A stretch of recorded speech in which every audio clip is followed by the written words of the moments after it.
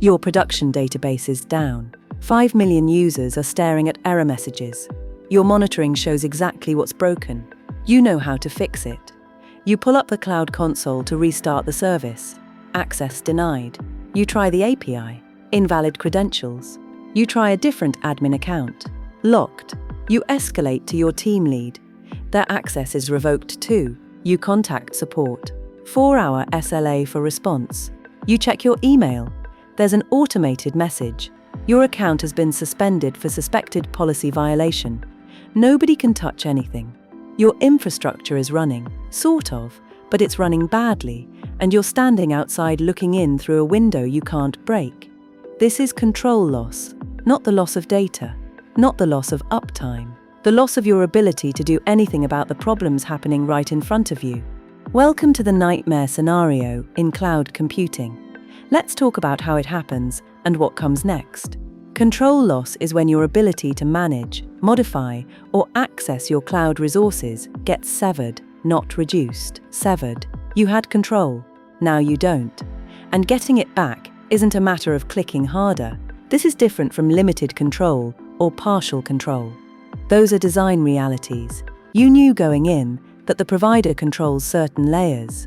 Control loss is when control you legitimately had suddenly stops working. The terrifying part, your infrastructure often keeps running. Servers are still up. Applications are still processing requests. Bills are still accumulating, but you can't change anything.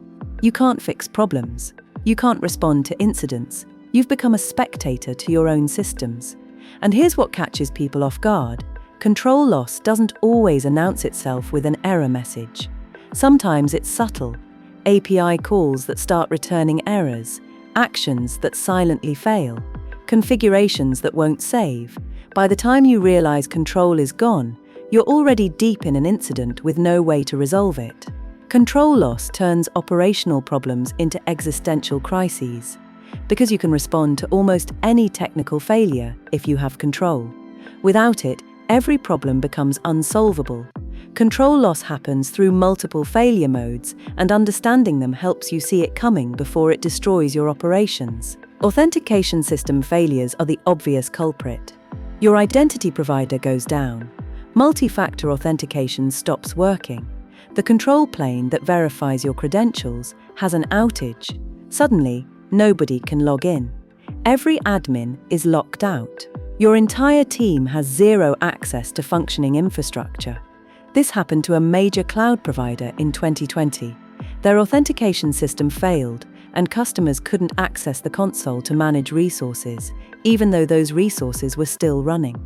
Account-level problems create instant control loss, billing issues that trigger automatic suspension, exceeding quota limits that freeze provisioning, automated fraud detection that locks your account, terms of service violations, real or falsely flagged, that result in immediate suspension. One moment you're deploying applications, the next moment your account is in review, and everything is frozen. API and control plane failures are more technical, but just as devastating. The control plane handles management operations, starting instances, modifying configurations, accessing dashboards. When it fails, the data plane often keeps running, but you can't manage anything.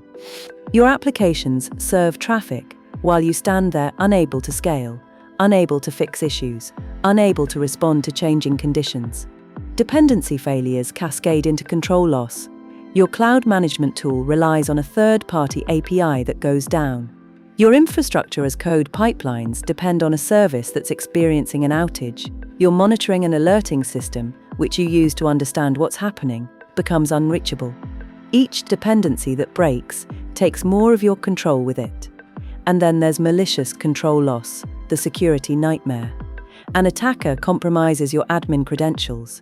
They change passwords, revoke other users' access, modify IM policies to lock you out. They have control now, you don't. And they're using your infrastructure for their purposes, while you scramble to prove ownership to support teams who are following security protocols that treat you like a potential threat. Here's where control loss goes from bad to catastrophic. It cascades. First, you lose direct control. You can't access the console or API. Frustrating, but maybe you have automation in place, except automation depends on credentials and API access, so your automation stops working too. Second line of defense, gone. You try to failover to backup systems, but failover requires control to execute. You can't trigger the failover because you can't access the systems that would perform it. Your disaster recovery plan assumes you can execute commands. You can't. Third line of defense, useless. Monitoring continues to show you problems, but you can't act on them. Alerts fire. Dashboards show degradation. You see everything getting worse in real time. The frustration of knowing exactly what's wrong but being unable to fix it is psychologically brutal. Your team watches the incident unfold with total visibility and zero capability. Communication breaks down because the tools you use for incident response, stored in the cloud, become inaccessible. Chat systems, runbooks, documentation, contact lists, all locked behind the same authentication system that just failed. You're coordinating via personal phones and email while trying to manage a production crisis, and the business impact compounds. Every minute without control is a minute of degraded service, lost revenue, and reputation damage. The clock is ticking, but you're not making progress because progress requires control you don't have. So what happens when you're in the middle of control loss? What are your actual options? Escalation becomes your primary tool, but it's slow. Contact cloud provider support. Escalate through channels. Prove your identity through alternative means. Wait for human intervention to restore access. This takes hours minimum, often longer. Every second counts, and you're measuring response time in hours. Out-of-band access, if you planned for it, can save you. Alternative credentials stored offline. Break glass procedures that bypass normal authentication. Secondary accounts with limited permissions, but independent authentication paths. Most organizations don't set these up because they seem paranoid until control loss happens. Workarounds become creative and desperate. Can you reach resources through a different network path? Can you use a legacy management interface that's still working? Can you directly SSH to instances that are still accessible even though the control plane is down? You're improvising because the plan assumed control would exist. And sometimes the answer is you wait. You communicate to stakeholders. You document what's happening. You coordinate with the provider. You manage expectations about resolution time, because there's no workaround when the fundamental control mechanisms are broken.